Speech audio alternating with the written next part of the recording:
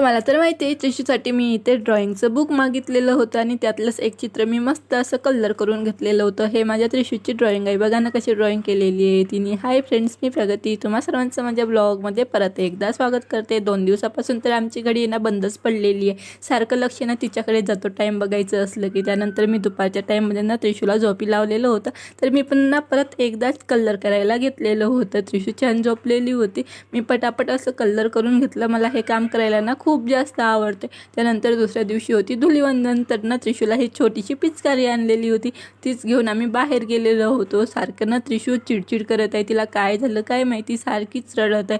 म्हणलं बाहेर घेऊन जावं, लेकरांमध्ये थोडंफार खेळणार ती। तिकडे गेलो तर तिकडे ना कोणी कलर लावायला आलं की लगेच रडायला बसत होती। बघा ना आज किती सारे लेकरं एकत्र जमलेली आहे, मस्त अशी ना होळी खेळत होते। आम्ही पण तिकडे जाऊन थोड्या वेळ बसलेलो होतो। त्रिशू पण रडत होती पण छान खेळत पण होती। मग काय एक दीड तास आम्ही तिकडेच थांबलो आणि त्यानंतर मग आम्ही घरी आलेलो होतो। चला तर भेटू आपण अशा दुसऱ्या ब्लॉगमध्ये। ब्लॉग आवडला असेल तर लाईक कमेंट नक्की करा आणि सबस्क्राईब करायला विसरू नका।